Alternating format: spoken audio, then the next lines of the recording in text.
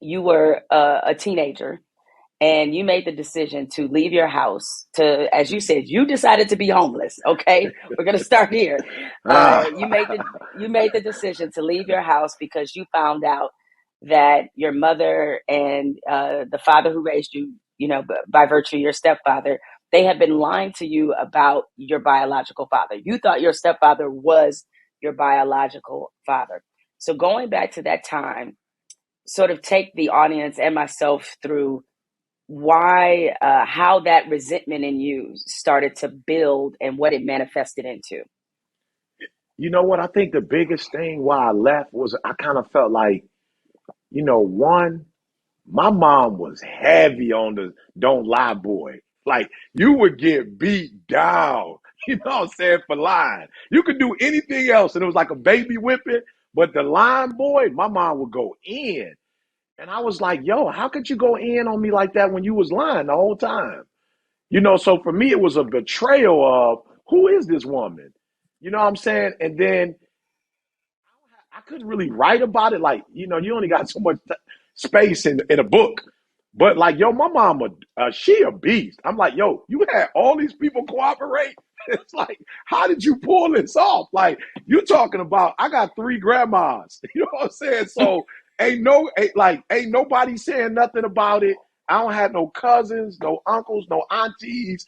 I'm with my biological father's family. Like I'm over there. Like I'm with my cousins, and I don't know who my man is. I thought he was a friend of the family. So it to me it was almost like, whoa, my whole life is a lie. And so I kind of felt like in order for me to find myself, I got to distance myself from what I thought was to kind of figure out like who am I, what am I, like what's the truth. And I guess I was so young, like that's a lot at 12 and 13. No, that's a lot. And even though we went to counseling, I ain't trying to be disrespectful, but a lot of them were like, white professionals that were coming with the theory, boy. We weren't really dealing with nothing for real, bro. We was like, look at this ink spot. I'm like, bruh, I ain't trying to be funny. I don't know what I see. You know what I'm saying? I just know I'm pissed. And so I was like, yo, I gotta leave my mom and I gotta try to figure this thing out on my own because I felt like she was so biased. And so that's really why I left the crib. I never thought it through, as you see in the book. I never thought it through. I forgot Detroit had winners. You know what I'm saying? I forgot it was gonna be cold. You know what I'm saying? So I'm in abandoned buildings, freezing to death. But no, I just felt like I got lied to and betrayed to by my best friend in the whole wide world. You know what I'm saying? Like my mother was my life, and so I just was like, yo, I gotta go. I gotta leave you so I can figure me out. So, what was her rationale for not telling you? Miles was like I was gonna get to it. You know what I'm saying? She was like, I was gonna get to it. She was just like, I just felt like it wasn't the time. Like you was young. You was 12. I just felt like maybe when you were 16, 17, like I don't know, to this day, it's funny because of the book. I think my mom has to think about it in a way now. She probably didn't have to think about it. She's probably 30 some years old when this happened. She was 17 when she got pregnant. But my mom was saying the other day, it was weird. She just called me and was like, almost like sorry again. And she was like, not sorry like I was then, but sorry that I didn't have no real plan. She was like, yo, I was a kid when it happened. She's like, I was 17. Like my whole world had gotten rocked. And then your father wasn't there for me. Then my mom kicked me out the house. So she was like, yo, I was by myself. Like I didn't even have time to think about it. And then when I found somebody that loved you and that loved me, because I had dated other men, but they didn't want to deal with my son, this man was willing to take you as his own. She was like, yo, I was so happy that we found a life. We found a life in Detroit. I got to leave Chicago where a lot of this happened. I got a job at Ford. She was like, yo, I was so geeked about this life that we had that I don't even know. I didn't even have a plan of how we were going to. And so I was like, I feel you, but you know what I'm saying? It didn't affect you like it affected me, but I feel you. So she said the other day, she was like, yo, I just still don't know why I never told you. So I was like, leave it alone. It worked out. We good. You know? Yeah, well, maybe it was if she sensed that your father wouldn't be there for you, maybe she was worried that that might do even more damage. So why even tell you Yeah, yeah. at that point? She pulled it off. Let me just say that. I mean, that's quite elaborate. Yeah. And the in the book, which is, by the way, everybody listening, is called "You Ignite Your Power, Your Purpose, and Your Why." And you use that incident as a tent pole to discuss victimhood and how we can make ourselves victims and really do a lot of damage, because the thing you say over and over in this book is feelings are not facts. Separate Yeah. your feelings Yeah. from From the your thoughts. evidence, which I Yeah. thought was, really a aha kind of moment, if you will.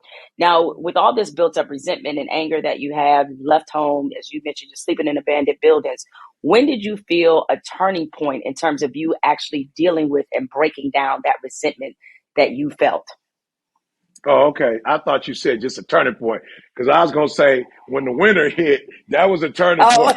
You know what I'm saying? When the winter hit, it was like, yo, bro, you ain't think this through. You know what I'm saying? Like you should have thought this through. But being honest, I started going to church, and I ain't never really go to church for like that. Like we didn't grow up in church. I wasn't on no religious stuff. I just had a good friend who started taking me, and the messaging was the first time I really heard a messaging of like forgiveness. You know what I'm saying? That was the first time I had really, because I ain't grew up in church. So it wasn't a whole bunch of like forgiveness moments, you know what I'm saying, at the family reunion. You know what I'm saying? Like we wasn't on that, but church was the first time I had really heard where you're like, when you don't forgive people, it hurts you. I had never really heard that before. And so it was almost a situation where I was selfish, where it's like, yo, E, sound like you can't move forward if you don't deal with your mom and your dad. And I'll never forget, my mom hit me up, which I thought was strange. We had started having a relationship, and she knew I was going to church, and she knew I was starting to get serious about it. And she was like, don't the Bible say you have to forgive, though, you got to forgive others, and God will forgive you as you forgive others? And I was like, it does. You know what I'm saying? So she was like, well, it don't sound like God forgiving you because you ain't forgave me for whatever. And it was my mom, but she hit me. And that was the point where I was probably about 18, uh, getting my GED on my way to college. And I was like, yo, you right, Ma. I do have to start looking at this in a different way. I do have to look at what I got. I didn't get a man that lied. I got a man who was like, yo, I love you and you mine. So I'm gonna give you my last name. And if I die, you on my will. And I'm coming up to the school for you when you act a fool because I'm your father. And I'm gonna get up and go to gym every day to make sure you, hey, Jimmy, I couldn't see that when I don't know why I couldn't see that when I was 12 or 13. I didn't see my man looking out for me. I just saw you lying. You not my father. You can't tell me what to do. Don't whip me. Don't say nothing to me. But as I got older and mature, I started looking at like, yo, this is a blessing that he would even marry my mom and he would give me his last name. It's not as bad as I thought it was. But it took me to like 18, 19, 20 to start thinking like that. so how long, once you left at 12 or 13, the house, Yeah. did you stay gone? Yeah, yeah, Just, weeks you at a never came? time. Did you never come Yeah, back? I Okay, came just weeks back. at a I time. said I'd be like maybe Okay. weeks. Then I'd leave again. I'd be going a month. You know what I'm saying? Like I was like becoming a professional runaway. You know what I'm saying? And then when I hit like 16, I guess I had run away enough that I was like, all right, I think I could do this. I think I could do this and not come back. And then I'm gonna tell you why I really left. And I don't even know if I wrote about it in the book, but I really left because my sister was starting to get torn. Like my baby sister was like, I love my brother. Y'all doing my brother wrong. My baby sister she was like a smart student. My sister was an engineer. She went to Michigan.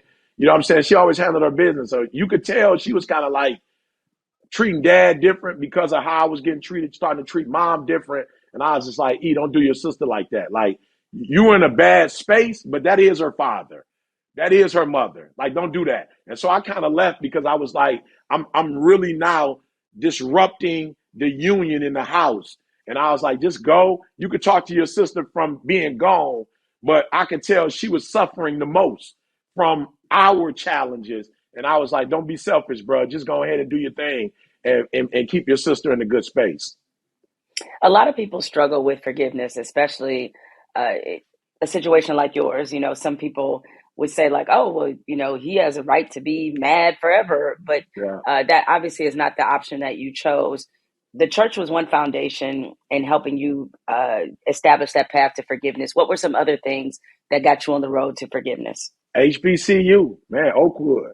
You know what I'm saying? Like, man, going to an HBCU, while I'm grateful for Michigan State, I wasn't ready. You know what I'm saying? Like, I wasn't emotionally ready. I wasn't academically ready. And when you go to an HBCU, I would just assume all of them are like Oakwood. Your professor is black. The president is black. The VP is black. You know what I'm saying? It's like your auntie is the VP. You know what I'm saying? And so being at a HBCU, it wasn't about academics. It was about me as a whole person. And so they could see, oh man, you struggling. What happened? Well, I don't have no transcript because I left school when I was 16. Oh, okay, let's sit down and talk about that. What happened? My mom. Oh, okay, come by my house. The crazy thing, the HBCU, you actually are getting taught by, professor whoever. You're going to church with professor whoever. You're going to their house to eat with professor whoever. You become like a son to professor whoever.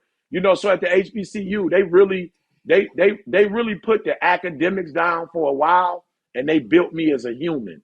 They helped me to deal with, just personal issues. I remember being in English class, and even if you didn't write well, oh, you was gonna learn something with the Eyes of the Prize series. You know what I'm saying? Like you was gonna learn about Emmett Till. Like you was gonna learn, like you were gonna grow as a human. Okay, your subject verb agreement might be off, but you gonna learn about what we've gone through as a people. We gonna travel together to Atlanta and go to the Martin Luther King Museum. We gonna go to Birmingham and we're gonna go to the church where the girls were. Like we gonna go visit together.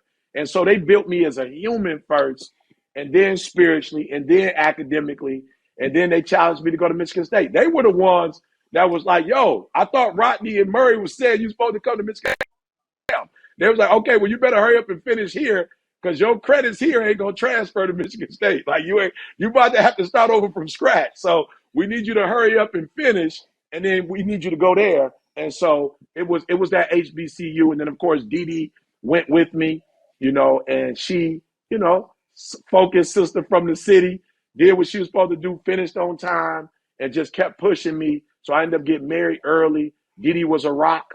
The church, because you go to HBCU, like you gotta go to church, you gotta go to chapel. You know what I'm saying? Like all of these, you don't just get to go to class. Like you gotta go to chapel every day. And so that mixture of my professors, the environment at Oakwood, and then Dee Dee, were the fundamental things that helped me to heal. Because I was like in college, I was 19, pretty much when I got there. But when you talk about hurt, you talk about bruised, battered. It's one thing, man, when your daddy ain't in your life, but when you and your mama beefing, it's a different pain, man, when you and your mama have an strained relationship. And I tell people all the time, homelessness not the living in abandoned buildings in the cold wasn't what hurt me. Not talking to my mama every day, and me and my mom having like, those weeks or months that we would go without talking. That was probably the most painful thing I've ever experienced in my life. How did you reconnect with your biological father? When I had my son, when Jalen was born, I was like, okay, you and your old dude don't have to have a relationship, but a tree is only as strong as its roots. And so you got to try to connect your son with with his grandfather. You got to connect them. So for me, it was more Jalen being born, and we got some stuff in our community that's just like for all of us. So back in the day, it was Martin Luther King, it was Malcolm X. For this generation, well, me, I'm Gen X. It was TD Jakes. You know what I'm saying? So TD Jakes would have that manpower boy, and so I would go to the manpower boy with my father and it's funny, like in the hood, you got to be strong and tough, but he would take his boys and I would take my boys. Like he would, like we would both be at the conference with our crew. Like he had his boys, I had my squad. Like we didn't go by ourselves as father and son. We had our crew. But between TD Jakes, Miles Monroe, Dr. Miles Monroe, and Fred Hammond singing, That'll break you. You know what I'm saying? That's enough right there to break a brother. And me and my father got closer doing those. We would go yearly. So we would go there and just being in TD Jakes' presence, the late great Dr. Miles Monroe presence, the psalmist, Fred Hammond, and that's kind of how the healing process kind of began between my father, but really it was my son, and then my baby girl was born, and I was just like, man, y'all can't.